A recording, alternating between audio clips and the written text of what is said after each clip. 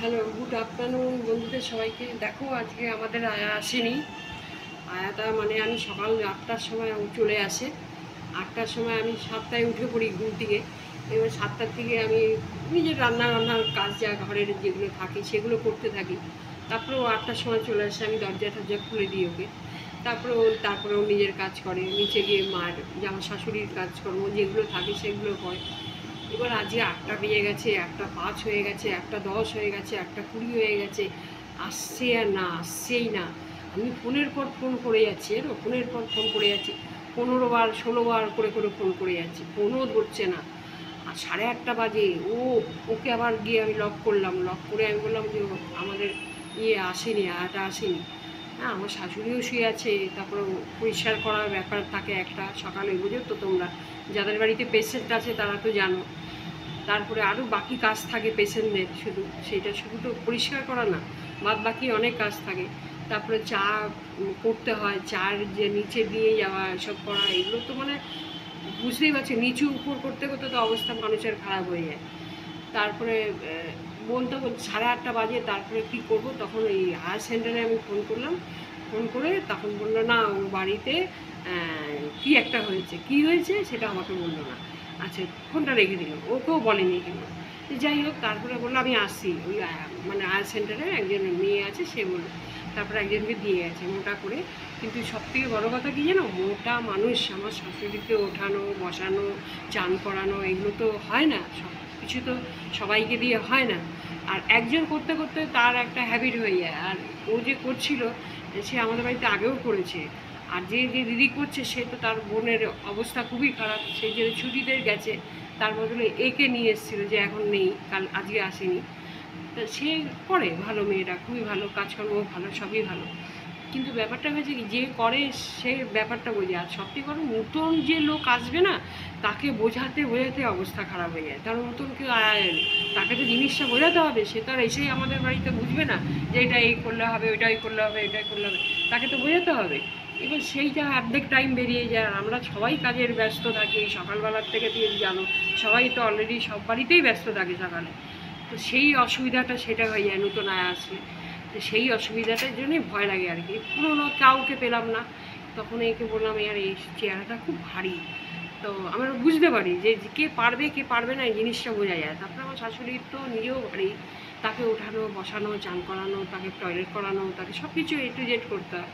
তো সেইটা এখন ব্যাপার হয়ে গেছে, এই ঝামেলা হয়ে গেছে। এখন কী যে চিন্তা করছি, কী মানে হলো, আমি ওকে ফোন করছি, ফোন ধরছে না। হ্যাঁ, তা আমি ভাবলাম আর একটু পরে করবো, আধ ঘন্টা 1 ঘন্টা পরে করবো। আমি খেয়ে নিই। আর রান্নাবান্না জানো আজকে মাথা ঠিক নেই তো, মানে আজ চিন্তা করে করে রান্নাবান্নাও ঠিক মতন করতে পারিনি। একটু দেরি হয়ে গেছে। আমাদের বাড়ি থেকে কদিন ধরে কী লেগেছে না, আমি বুঝতেই পারছি না। প্রতিদিন দেরি হয়ে যাচ্ছে, কিছু না কিছু একটা ঝামেলা চলে আসছে বাড়ির মধ্যে, কিছুই বুঝতে পারছি না জানো। আমি এখন খেতে বসছি, তারপর আবার নিচে যেতে হবে, তো ওকে দেখাতে হবে কীভাবে পড়াতে হবে, কীভাবে কী করতে হবে, এইসব এখন। তাড়াতাড়ি খেয়ে নিচ্ছি বন্ধুরা, আমি তোমাদেরকে একটু শেয়ার করে দিই। আর ওর ব্যাপারটা আমি পরে জানাচ্ছি, ওকে আমি ফোন করব, ফোন করে জিজ্ঞেস করব যে কী হয়েছে, ব্যাপারটা কী আমাকে বল, তারপরে তোমাদেরকে বলবো, ঠিক আছে? তো চলো এখন আমি তোমাদের সাথে শেয়ার করি একটু খাওয়া দাওয়াটা। এই দেখো, তাড়াতাড়ির সময় আর কী করবো, যা ছিল হাতের সামনে সেটাই কোটাকুটি করে রান্না বসিয়ে দিচ্ছি। এই দেখো, করলা গোল গোল করে কেটে ভাজাচ্ছি। আর শশা তো লেবু আছেই জানো। আর এই লাউ ছিল, লাউটা তো একদমই ভালো দিচ্ছে না, এবার লাউটা একদমই বাজে দিচ্ছে। এই লাউ তরকারিটা করে নিয়েছি, আর এই পাবদা মাছ ছিল, পাবদা মাছটা করে নিয়েছি। ব্যাস, এই আজকে আমাদের দুপুরের খাওয়া দাওয়া। কী করব, এই মানে এই ঝামেলার মধ্যেও আমাকে রান্না করতে হয়েছে, মানে তাড়াহুড়ো করে জানো। খেয়ে তো খাবে, শাশুড়িকে দেবো, হ্যাঁ, তার মধ্যে পারছে না, একে দেখিয়ে দিতে হচ্ছে, মানে মানে বিচিকিচ্ছিরি অবস্থা বাড়ির মধ্যে। ঠিক আছে, পরে আবার আসছি, তোমাদের বলবো ওর কী হয়েছে না হয়েছে, তোমাদের জানাও। বাপরে বাপ, বাজারে গেছি বন্ধুরা, দেখো মানে মালার দাম এত, মানে মালাতে হাত দেওয়া যাচ্ছে না। একটা মালার দাম বলছে, যেটা তোমার আগে আমরা 5 টাকা করে নিতাম, 4 টাকা করে, সেটা বলছে 20 টাকা করে, 15 টাকা করে। গাঁদা ফুলের মালা। কালকে বৃহস্পতিবার আছে, পুজো আছে, তা আমি ঠাকুরের একটু মালা আনতে গেছিলাম। এত দাম, মাথা খারাপ হয়ে গেছে শুনে। মানে এইটুকুনি ফুল দিচ্ছে তোমার 30 টাকা, একদম এইটুকুনি। তার মধ্যে তোমার বেলপাতাও নেই, তুলসী পাতা আছে যা, বা দুব্বো তো একদমই কম, মানে এমন অবস্থা ঠাকুরের মানে মালা ফালার। এরপরে আমি বললাম যে এরপরে মালা পরাবো না, শুধু ফুল দিয়ে পুজো দিয়ে দেবো। মানে এত দাম হলে কি করে নেবো বলো তো? দিনের পর দিন দাম বেড়েই যাচ্ছে, বেড়েই যাচ্ছে, নেওয়া যায়? আমার গলাটা না খুসখুস করছে, এই ঘামে ভিজে এসেছি, হাঁটতে হাঁটতে এসেছি, সরি। তাই এখন তোমাদেরকে বলতে চাইছিলাম, হ্যাঁ আয়াটা আমাকে ফোন করে বললো বৌদি সাপ ঢুকে গেছে ঘরে। বললো আমার ঘরে একদম সাপ ঢুকে আছে, জানলার উপরে এরকমভাবে বসে আছে। তো সেইটার জন্য রাত্রিরে আমরা রাত জেগে একদম মানে উঠে সেই সাপটাকে বার করেছে লোক দিয়ে, বার করে তারপরে তোমার এখন কি করবে জানি না, বললো যে আমি আর একটা দিন টাইম দাও, একটু কাজ ফাজ ঠিক করে নিই, ঘরটরগুলো ঠিক করে নিই, সে ঘরটা ঠিক করে নিয়ে তারপরে একটুখানি আরও একটু দেখবো। তারপরে বলছে এরকম খুব খুব করে ঘরের ভেতরে মাটি খুঁড়ে রেখে দিয়েছে। বলছে আগের বছরে নাকি অনেকগুলো সাপ মানে ঘর থেকে বার করে মেরেছিল, আর এই সাপটাকে মারতে পারিনি, এই সাপটা জানলা দিয়ে বেরিয়ে গেছে। বলে ও ঘরে ঢুকেছে, ঘরে ঢুকে আল্লাতে কি একটা রাখতে গেছে, তখন তাকে জানলার পাশে এরকমভাবে বসে আছে। সেটার জন্য তো একদম ওর মানে ভয়তে, স্বাভাবিক, সাপ বলে কথা, সাপ মানে যেখানেই তোমার শুনলেই গায়ে কাটা দিয়ে ওঠে।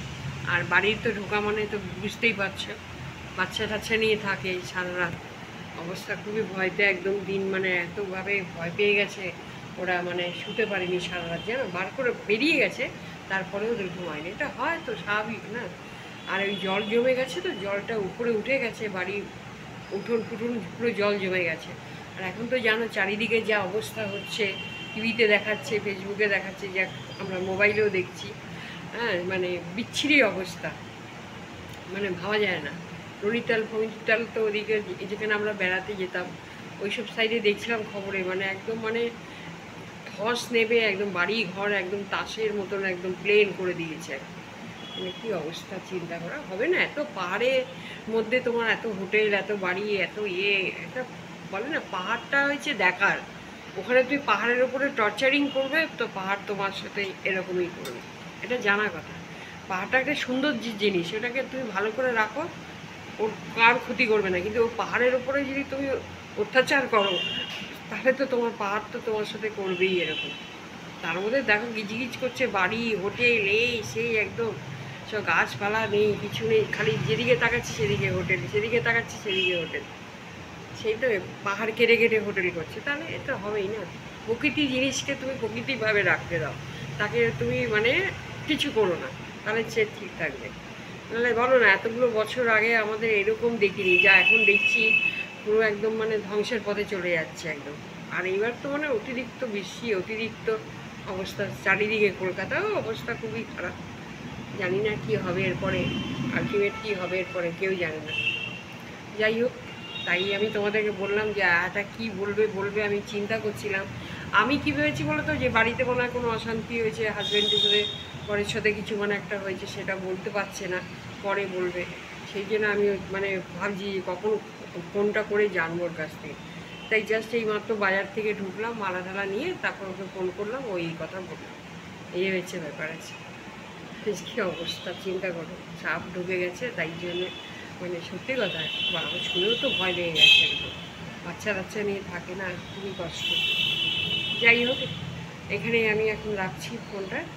আমি এবার কাপড় জামা ছেড়ে তারপর মুখ হাত পা ধুয়ে রাত্রিরে খাওয়া দাওয়া গরম করি।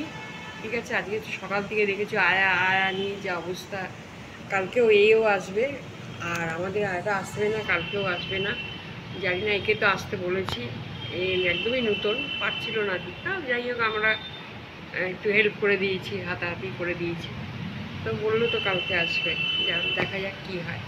ঠিক আছে, সব ভালো দেখো, গুড নাইট, টাটা।